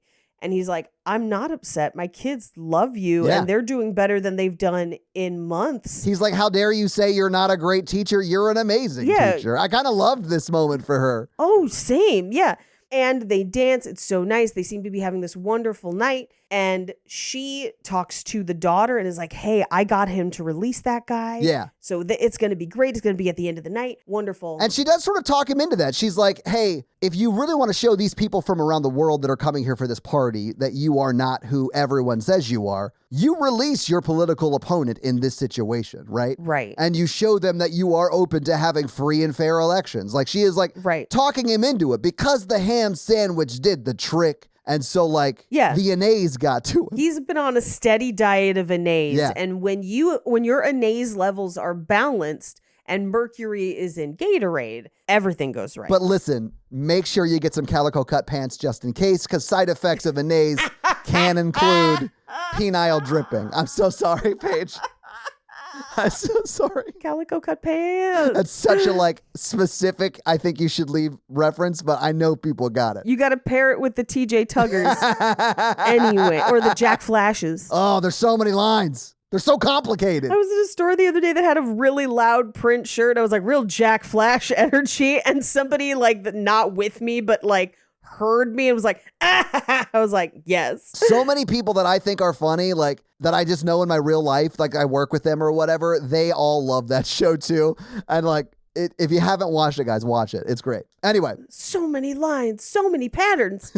Anyway, I do love that we see Marcia, his daughter, in because everyone else is kind of in subdued colors or whatever. Yeah. And she's in this pink and blue. She is a fashion icon for sure. Yeah. Fashion I love it. Icon. I love it. But she walks out and kind of gets cornered by the prime minister as she's chasing the youngest child who has now taken off his suit. She's trying to track him down. He's running naked through the party. Yeah. Yuri. Yes, the little kid. Yeah. But the prime minister's like, hey, how about you shut the fuck up about the fucking unions, you fucking evil bitch. I will put you in a coffin because I like that shit. I'm Stephen Miller. And then he turns into a bat and flaps away. But he's like, I'm going to tell him all your secrets. She's like, oh, he already knows I'm a cosmetologist. And he's like, no. But does he know that you've been taking his daughter to the prison to hang out with her boyfriend? And she's like, fuck. No. Not yet. Damn it. Not yet. He's about to. Yeah. Because she's straight up tells him. I know. She does come clean about that too, which I kind of like. Yeah. Because she goes back to the party and she's like, well, they're gonna release that guy. Yeah. It'll be fine. They don't release him. Yeah, he does the whole speech and builds up to it. Yes. And I kind of like the way they build up to it, the way in the speech it's worded, because it could end with them killing him too, and the speech would still make sense. It would just be in a darker, oh my God, he is like a warlord, sort of tyrannical kind of dictator thing. Or it could be the oomph he's talking about and the show of strength he's talking about is that he is willing to open himself up to political challenges, Right. And that would be a big oomph on the stage of the world stage, right? So I kind of like that they worded it this way, but they don't release him. And then the movie has another ending, which I felt was too much. We could have just ended it here and it would have made me happy. Well, you mean with him releasing him and yes. Yeah, with him releasing him and them just why don't you stay and we'll get married? And that's it. Yeah. Here's why I think we needed the other one, because we need to get the prime minister out of the way and we need to prove that he is actually changed. Yeah. Because he doesn't release him and she confronts him about it and is like, immediately. By the way, yeah, I've been taking her down to visit him. He's like, you've been what? And he gets very angry and he pulls his hand back as if he's going to hit his daughter. He does not. He doesn't. But she's like, if this is the person you are, I can't be in any part of this. I have to have nothing to do with you. I don't care how I feel. I got to go. Right. I can't stand by this. So she leaves and stays left until he demonstrates that he has changed. Good for her. Yeah. But on her way out, we do see that Carl's made a painting for her. And it's in my notes, I just have it's sexual and violent, but that's the wedding. It was a gift, Carl. It was a gift. But it's basically Birth of Venus, which is pretty cool. Yeah, but it's her as that. Yeah. But her, yes. And then this is where we get Marcia with big is beautiful and boys will like me for who I am. A princess with a big dowry. Yeah. Love it. And then, Katrina, she's like, don't worry, in 2 years you'll be 18. You can do whatever you want. I was like, that's wishful thinking, but sure. I know. I was like, she's saying things that may not be accurate in this country. I don't know that that's a part of the law here. Well, even if it is, she's technically royal. So yes. Well, I mean, she actually isn't royal, right? Because it's a precedent system that is not really actually a president system. Yeah. Right. It's like Russia. For all intents and purposes, she is royal. Right. Within the realities of her life, basically. Yes. I mean, 100%. Yeah. And she takes the chicken with her, which is really crazy. I loved it. I mean, when you find a chicken that can do that, that's all I do at dinner parties. Yeah, right? I bring my cock out and I'm like, do the thing. Play with it till it spurts a naze. It ain't got nothing to do with piss, Paige. Rappers wear calico cut pants. Oh, God. Anyway, she leaves. And we do see him checking in on his son and seeing the macaroni tissue box. Yeah. And still talking to all of the people he met around the castle. I really loved the check-in with, I can't remember his name, but he asked him about his Václav. Yeah, he asked him about his cold, and he's just like, Hi, Václav. and Václav was like, yeah, that was like weeks ago, but yeah, thanks, it's nice to see you. I'm more than my cold, okay? Right? Learn a second thing about me, dictator. We cut back to the office where the prime minister is signing things into law. Forging, yes. Essentially forging his signature, and his right-hand guy is like, hey, I don't think the president wanted you to do that. And the prime minister's like, why don't you suck my dick? Dude from King Ralph, nobody gives a shit about what you say. No one cares. But who should walk in but the president being like, I cares, that's treason, you're in prison, fuck y'all, and the clique you claim, we out. Yeah, which is his clique, technically. But then I think at this point, he's just like, all right, we're doing elections. I'm out of this bitch. Like, Yeah, but this is also the hottest he's ever been, because this is the 5 o'clock shadow with the turtleneck and the tousled hair. Yeah. Anyway, we then cut to her birthday party back home, where her mom has basically invited all of her random friends so that she wouldn't be alone on her birthday. And as a gift, got her a Blockbuster membership. Yep, right, exactly when they were the most valuable. 97. Like 3 or 4, maybe 5 years before like Netflix became a thing. Right. And they just like shut down. Yep. And she's inviting a bunch of people, like her uncle and like her friends and But people. none of them know Fran Drescher at all. Right. They're her mom's friends. Right. Except for the one who is her junior high boyfriend, where she's like, oh, remember you did that musical of Rosemary's Baby? And this is again the screenwriter of the movie, but it's my favorite of like, I forget how he starts it. But come on, Rose. Oh, it's come on, Rose. Don't keep me waiting. And then he points at her and she goes, this embryo belongs to Satan. And you're just like, and then the whole audience is like, yay! Yay! Hilarious. But her dad saves the moment. Like mercifully saves the moment. Gives her a couple dollars. Is like, hey, you got to go get ice. We're out of ice. Go. Yeah, get out of here. Save yourself. So she gets out of the house and she's crying on the steps when into frame comes a macaroni tissue box. I know, which like, he brought with him for this moment. And I thought it was wild that he brought this as a prop because he wanted to be like, I've been going through tissues so much, I brought this thing with me. And he like, oh my God, she's crying on her stoop. Perfect. I don't have to use this manipulative box I brought. I can just like actually provide value in this moment. Right. And I love that for him. But he basically is like, hey, I did free that prisoner.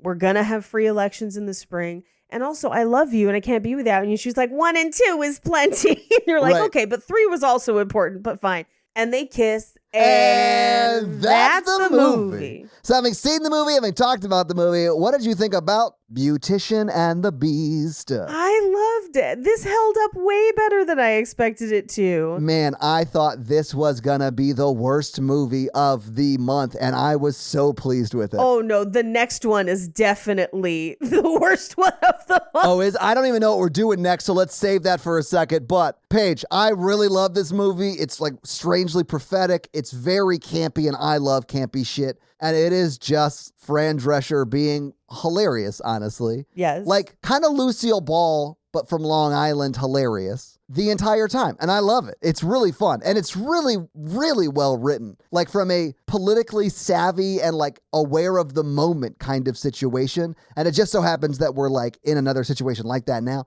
Anyway, it's great. Check it out, guys. I rented it today. Kind of wish I had bought it, and it was like $12.99. I think I might go back and bought it. Anyway, but that's what I thought about it, Paige. Yeah, it was great. It was so much fun. Yeah, but Paige, do you have any fun facts for us? I do. Well, here to switch your fun facts. Slotsvenia, fun facts.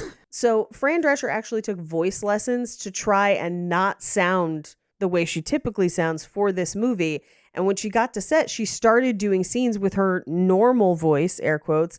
And then the producers and the director were like, no, we need you to sound like the whole of Long Island rides on your shoulders. Ma'am, we cast Fran Drescher in this movie. Yes. I need you to lose Francine. Yes. Lose Francine and go find Fran. And they literally were like, your voice was one of the reasons you were asked to play the part. And now, granted, she was also one of the producers and early in pre-production and development for this. So this was like early in the process. Yeah. Because she also had kind of pitched, in a way, she helped pitch this movie as a vehicle for herself. And one of the early titles, because it was supposed to be a spin on The King and I from 1956. Oh, I can see some of that in the back and forth between them where he's like, don't talk back. That's very Yul Brynner. And the fact that she's a teacher or whatever. Yeah. But the working title was called The King and Oi. Hilarious. Good God. But the problem was that Fox owned the rights to The King and I, and so wouldn't even let them parody it. Okay. So they started to make changes at that point. So the title was basically switched to reference Beauty and the Beast, but it is Beauty and the Beast and Sound of Music, essentially, is the combo. Yeah. The newspaper that Timothy Dalton is reading on the breakfast table is a Turkish newspaper named Hurriyet, which means freedom in Turkish. Okay. The extra dancers in the ball scene had to dance in stockings or socks because their shoes made too much noise on the dance floor. They were trying to make, their purses match their shoes, and they don't have purses, so their shoes are invisible. Invisible.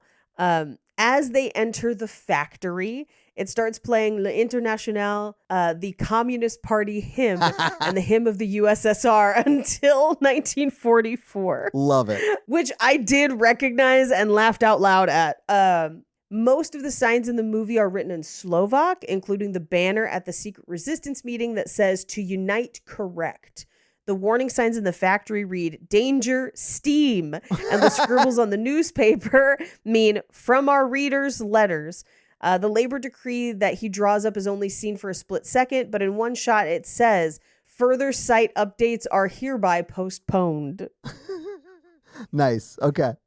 Much like The Nanny, this movie also uses her real name.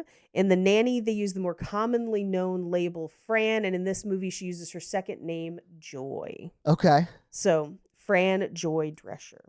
When they go to the factory, you can see, we joked about it being the boar's head flag, but there's a pig on the flag. It's a deliberate reference to Animal Farm by George Orwell. Oh, that makes sense because it's a very animal farm democracy, if that makes, yeah. Right. Not all animals are created equal, Yeah. Yes. Yeah. Due to The Nanny being so successful in Latin America, in most Latin American countries, the movie was marketed as, quote, The Nanny and the President, as opposed to Beautician and the Beast. I mean, yeah, so accurate. It literally is The Nanny Goes to Europe. Yeah. The Nanny European Vacation. Yes. So the jailer and the prime minister, the actors that played them, Vincent Schiavelli and Patrick Malahide, would later appear in two separate James Bond films that starred Pierce Brosnan as James Bond, both Tomorrow Never Dies and The World Is Not Enough, respectively. In Tomorrow Never Dies, Schiavelli plays an assassin who works for the main villain, a top media magnate. In The World Is Not Enough, Malahide appeared in the pre-title sequence as a Swiss banker in Spain who gets killed before revealing wanted information to Bond. Brosnan himself took over from Timothy Dalton. Yes, he did. Since 1995, beginning with GoldenEye. Yep. So this is one of the first films that Timothy Dalton does after no longer being Bond anymore, which admittedly, though, GoldenEye, one of the best Bonds. So much fun. It was the first one I ever saw. So good. It is so formative for me specifically. Yes. But I will admit it's not the best Bond, but I like it a lot. This movie was a commercial bomb at the box office and won 2 Razzies. Yeah. Which I think are undeserved. I like this movie. I think it's way ahead of its time. I think so too. Yeah. Now, originally, Boris, a.k.a. President Pachenko, was supposed to be played by Kevin Kline.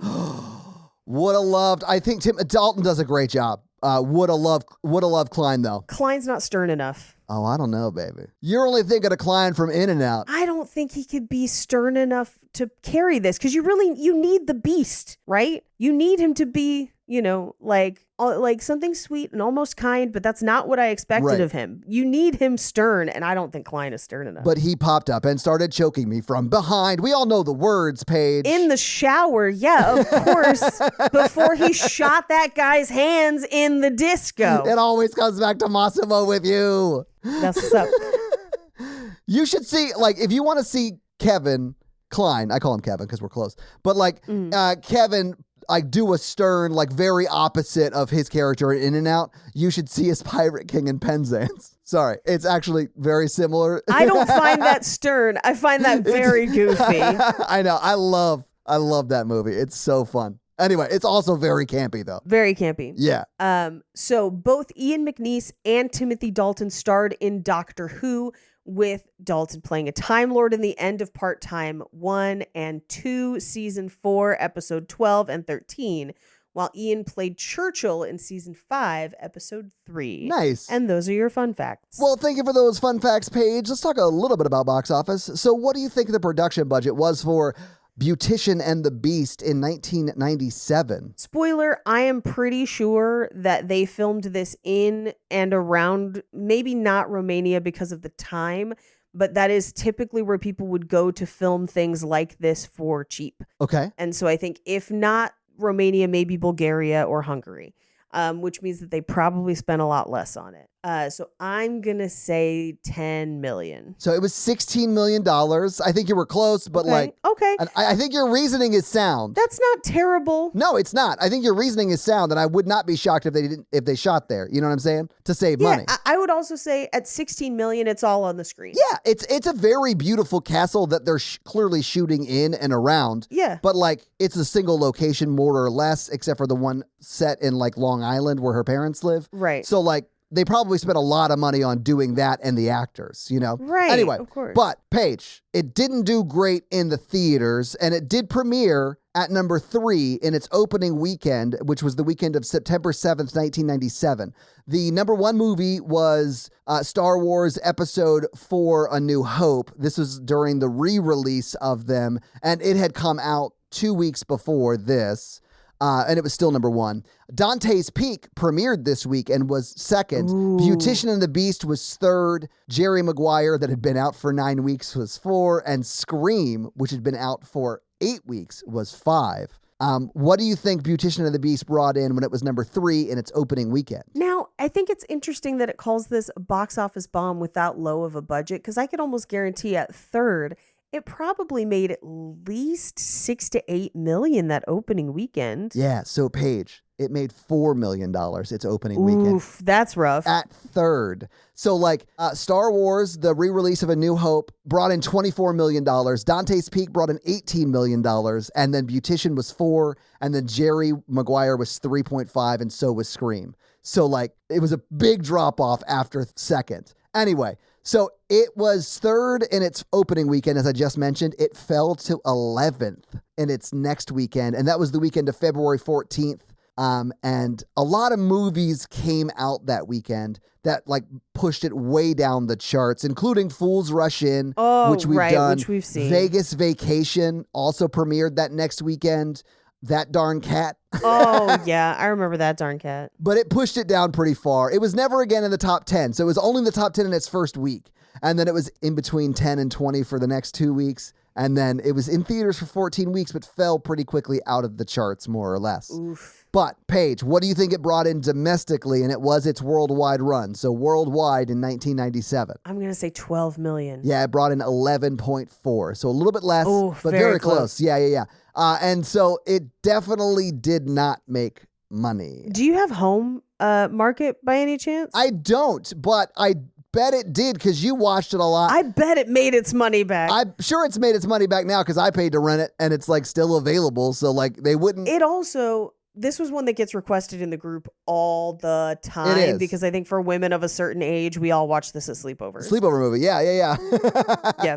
Well, that's our box office. Hey, Todd, do you think they're still together? Oh, shoot. Paige, yeah, I think they do. Yeah, I think they are still together. At least until he is either killed. Deposed? Yeah. Or just maybe isn't running in the election and just gives up power and they let him retire or whatever, you know? Right, yeah. right. So if there is a peaceful transition, yeah, I do think so. Yeah. Yeah, for sure. Yeah. So Paige, do you want to hit him with that romance scale? Sure. Our romance scale is a scale of 1 to 4 because Mikey said so. Todd. I'm going to give it a 2 because there actually is some Sure, same. some moments there. And she through the power of Fran Drescher's hotness and love teaches him the values of democracy. And I'm here for that. Yeah, for sure. She she seizes power for the people, and I like that for her.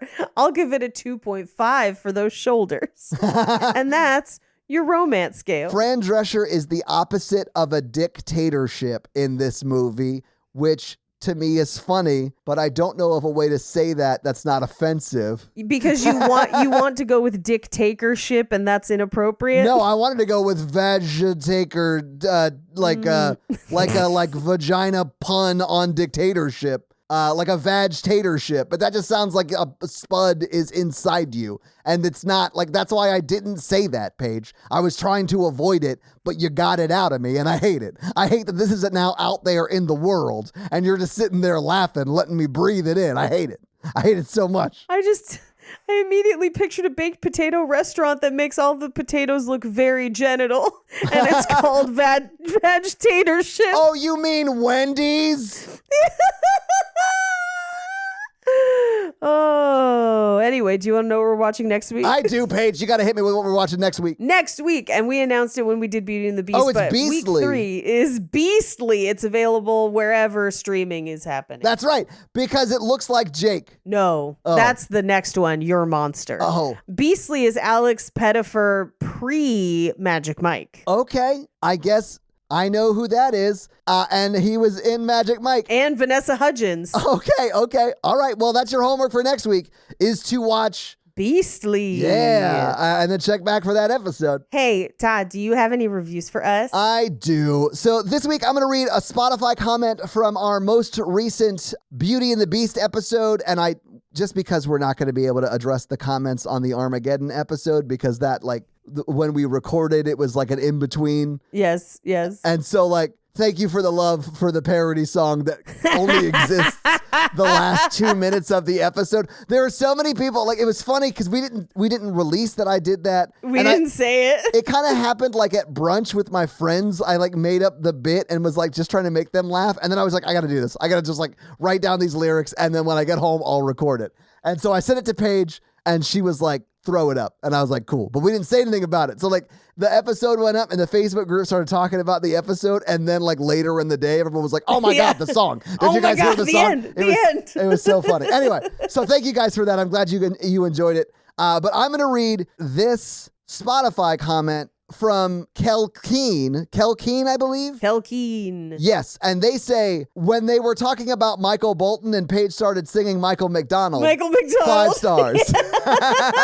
And did it multiple times, and you know what? I'm not sorry. Paige, I didn't even notice because I was so in it with you. All middle-aged white men look alike. Why would you say something so controversial but accurate? It's so controversial, it's so brave. But anyway, thank you so much, Kelkeen. Not in love anymore. I'm not a Michael Bolton song. In my defense, I haven't had a chance to listen to the episode yet, but I'm pretty sure during that episode I was like, I think this might be Michael McDonald and not Michael Bolton. I actually do remember that. So I think if it's not in the episode, Natalie just cut it out.